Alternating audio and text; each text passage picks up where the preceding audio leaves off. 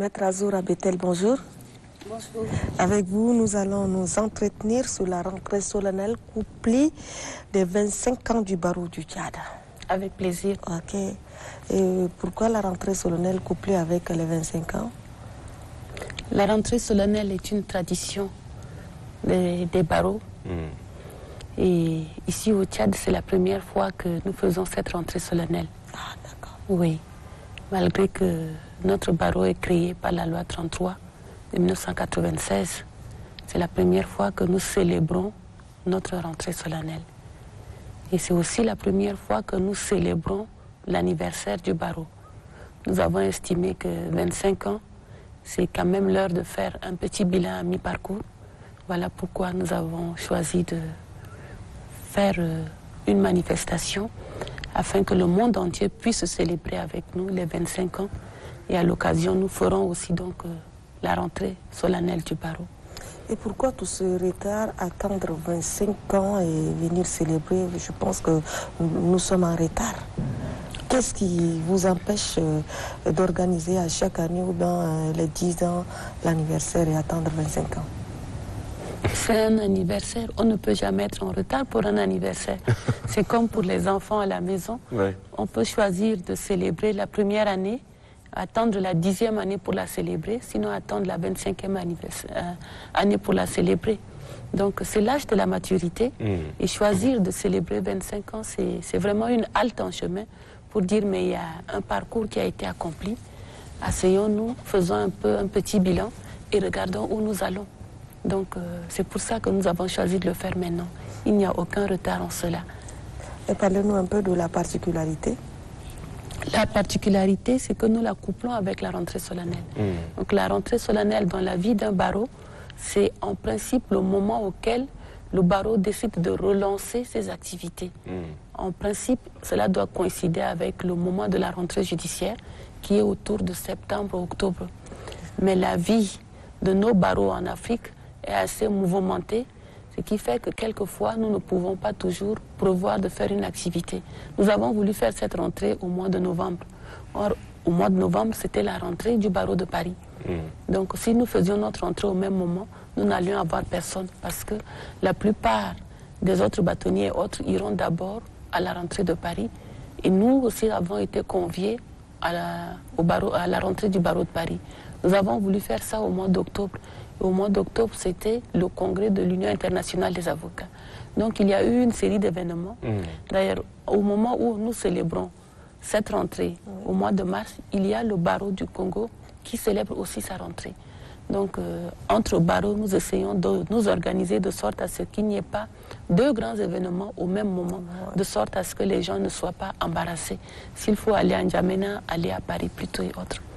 Donc voilà un peu les raisons qui militent en ce que nous célébrons cet événement en ce moment. Alors le barreau du Tchad est en pleine expansion. On a récemment entendu parler de deux avocats qui ont accédé à une cour internationale et tout ça. Il y a tellement de maîtres qui s'illustrent à l'international. Alors, tellement vous avez la tête dans les dossiers, vous n'avez pas le temps de célébrer, hein. Comme l'a dit Marila tout à l'heure, il fallait attendre les 25 ans, et les 25 ans, c'est quand même un événement. À quoi doit-on s'attendre? Quelle sera l'envergure de cette célébration de la rentrée solennelle? Vous avez commencé à voir dans la ville que nous sommes en train de parer la ville de noir. Mais attention, ce n'est pas la couleur noire que nous mettons partout, mais c'est nos manteaux que nous avons mis sur tous les logos qui sont dans les affiches qui sont dans la ville, portent notre marque. C'est ça notre costume de travail. Voilà, c'est ça qui fait l'avocat.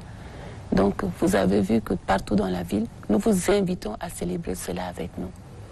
Donc, ça va se dérouler quand? Ça va se dérouler normalement du 15 au 18. Le 15, donc, c'est le lancement officiel des festivités marquant les 25 ans du barreau. Cette rentrée-là, cette ouverture qui verra donc la participation du chef de l'État et de beaucoup de nos confrères venus de l'étranger, ceux représentant leur barreau comme les organisations internationales d'avocats. Tout cela va se passer au Radisson Hotel. D'accord. Et c'est la journée du 17, c'est-à-dire le vendredi 17, qui marquera effectivement la rentrée solennelle. À l'occasion de la rentrée, donc, comme son nom l'indique, il va y avoir une procession spéciale les avocats rentrent, mais suivant un ordre, et ça va être très beau. Venez voir. En tout cas, on vous imagine tous vêtus de vos toges noires. C'est notre tenue de travail. Mais on peut s'empêcher de penser à ces images des avocats qui ont fait des marches quand même dans ce pays. Bien sûr. Ce qui est rare dans d'autres pays. Non, ce n'est pas rare. C'est courant. Ah bon? Oui, c'est courant. Que des avocats réagissent lorsqu'il y a une situation de violation des droits de l'homme, lorsque leur statut à eux est touché, lorsque le statut de nos partenaires sont touchés. Nous avons fait une très grande marche lorsqu'il a été question de toucher au statut des juges. Nous avons fait une marche très récemment, celle à laquelle vous faites allusion certainement, lorsqu'il y a eu des exactions à Sandana, à Abéché et tout. Donc c'est assez courant. Un peu partout, les avocats dénoncent, à travers leurs écrits d'abord, les avocats organisent des conférences de presse et tout pour dénoncer. Et lorsque ça ne suffit pas, nous descendons dans la rue, toujours vêtus de noir. Voilà. Mais qui est maître Azora Bettel? Que voulez-vous que je vous dise? Pour nos téléspectateurs, oui. Pour ceux qui ne connaissent pas maître Azora, oui. Oui. Ça leur fera du bien. Oui, donc je suis mariée à M. Azora Diasrangue depuis bientôt 20 ans. Donc je suis maman de 4 enfants et j'ai fait mon parcours scolaire en partie ici à N'Djamena. Et après ma licence en droit, je suis partie au Sénégal, continuer des études de droit. J'ai continué en France aussi. Je suis revenue, j'ai travaillé quelques années en entreprise avant de reprendre l'étude du cabinet Bettel, dont nous avons ouvert le partenariat et aujourd'hui le cabinet est un cabinet associé. D'accord. En l'étude pour les intimes. Oui, merci beaucoup. Vous vous connaissez bien apparemment. Oui. C'est ma grande. D'accord. Elle était un modèle pour moi. D'accord. Ouais. Bon vent. Merci beaucoup. Merci. Alors maître Azora, revenons un peu sur le barreau du Tchad. Oui. Il est ouvert à tous les avocats. Oui. Ou y a-t-il des avocats qui sont hors le barreau du Tchad? Je n'ai pas compris la question. Le barreau en question est Oui. composé de tous les avocats qui exercent, Oui. n'est-ce pas? Oui. Alors, comment y accéder et quels sont les critères? Est-ce qu'il y a des avocats quand même qui sont indépendants, qui ne dépendent pas de ce barreau? On ne peut pas être avocat indépendant. En ce sens qu'on ne peut pas être un avocat sans appartenir à un barreau. On est toujours rattaché à un barreau parce qu'il faut être inscrit sur un barreau. Lorsque nous sommes inscrits comme avocats, lorsque nous prêtons serment et tout, nous prenons rang sur un tableau qui existe. Et dans tous les barreaux du monde, il y a un tableau qui existe. Ok. Voilà. Pour Donc, être avocat, il faut figurer. Voilà, il faut nécessairement figurer voilà, au tableau de l'ordre des avocats. Ok. Parce que nous appartenons à un ordre. Nous sommes régis par une loi qui a donc instauré cet ordre-là. Il y a un bâtonnier qui est à la tête de l'ordre des avocats et le bâtonnier est assisté du conseil de l'ordre composé pour le Tchad de 14 personnes et avec le bâtonnier ça fait une équipe de 15 personnes. Je précise que je suis aussi membre du conseil de l'ordre des avocats. D'accord. Voilà, donc les demandes d'inscription sur le tableau de stage d'abord, parce qu'il faut être admis comme stagiaire dans un cabinet, y passer un stage minimum de 2 ans. Après cela, il faudrait un examen de sortie à l'issue duquel, lorsque tout ce parcours-là a été concluant, non seulement l'examen, mais l'assiduité au stage, tout cela a à sa base une licence en droit. D'ailleurs, la loi est un peu obsolète. Nous sommes en train de militer, nous sommes en train de travailler pour que cette loi soit revue et que le critère d'admission ne soit plus la licence, mais un diplôme un peu plus élevé. Parce qu'il y a des matières qui, lorsqu'on arrête en licence en droit, on n'a pas la chance de connaître ces matières. Alors, lorsqu'on est avocat, il faudrait pouvoir défendre tous les dossiers, que ce soit le divorce, le mariage, l'adoption et tout. Mais s'il y a quelques lacunes à la base dans la formation, cela pose problème. Oui, mais maître, en cas de dérive, est-ce que le bâtonnier peut sanctionner un avocat?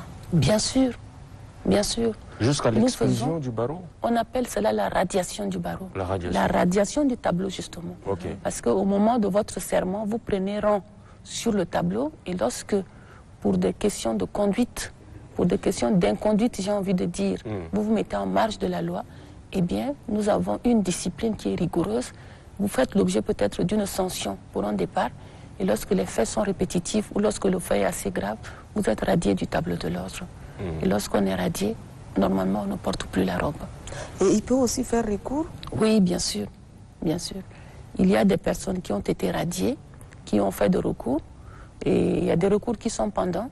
Il y en a quelques-uns que le Conseil, la Cour suprême, autant pour moi, a plutôt accédé à leur recours et en demandant à l'ordre des avocats de rétablir donc ces personnes-là.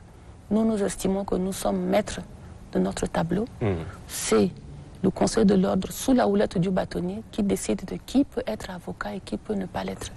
Imaginez, vous prenez l'ordre des architectes, l'ordre des médecins. Si l'ordre des médecins décide que celui-là n'a pas l'aptitude, ne peut pas exercer comme médecin, est-ce qu'une décision administrative peut décider qu'il soit médecin, alors que de lui dépendra la vie des gens?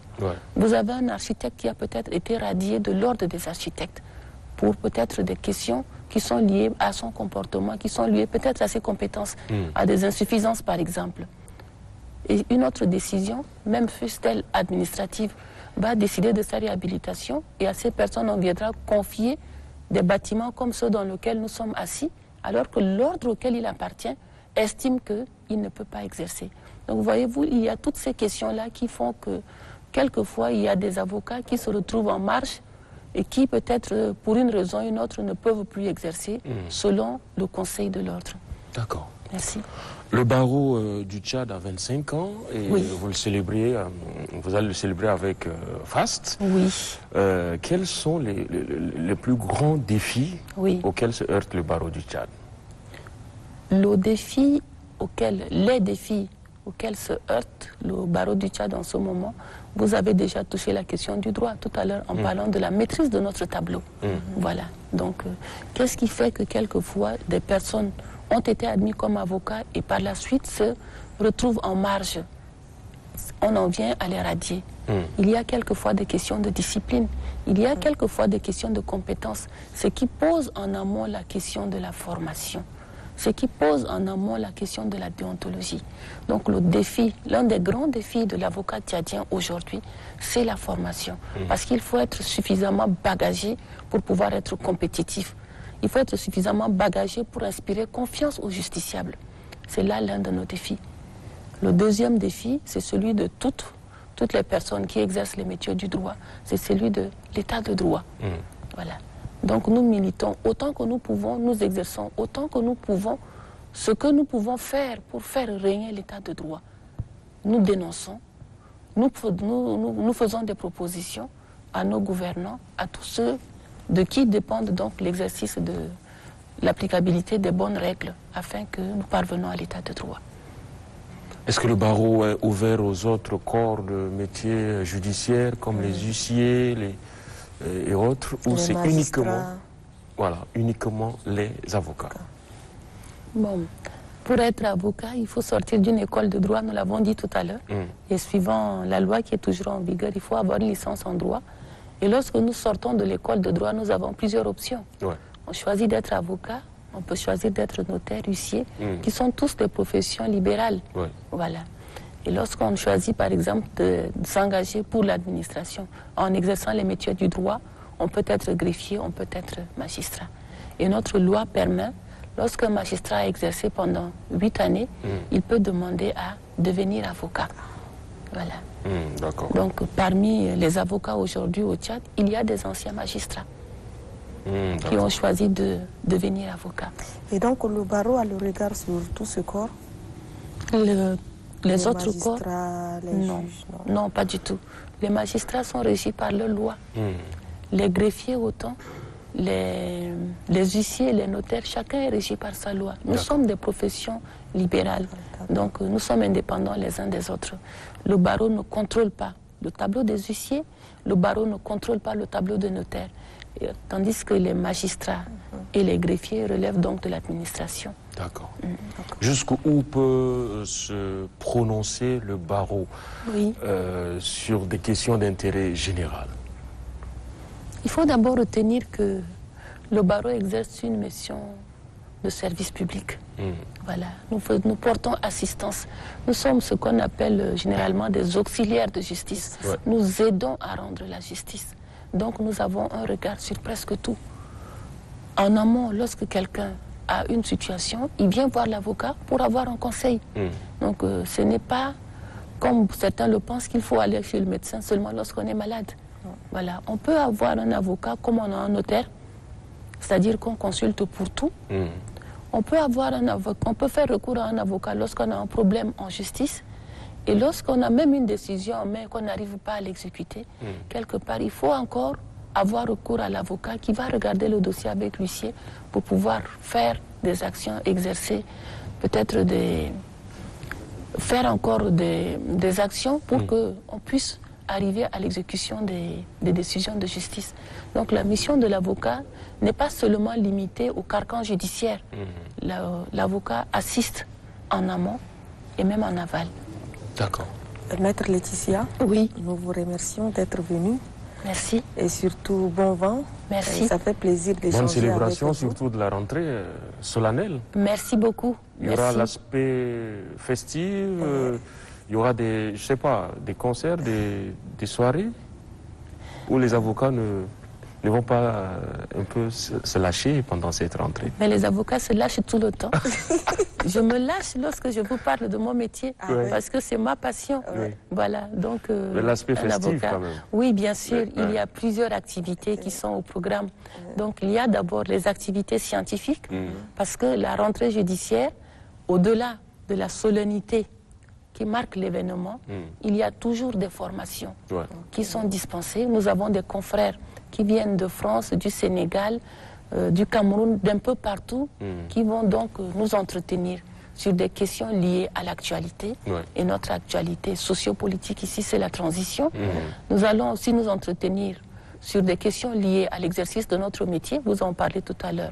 Les questions de comportement, les questions de compétences et autres, donc la déontologie, la discipline, nous allons en parler. Ça, c'est pour ce qui est des activités scientifiques.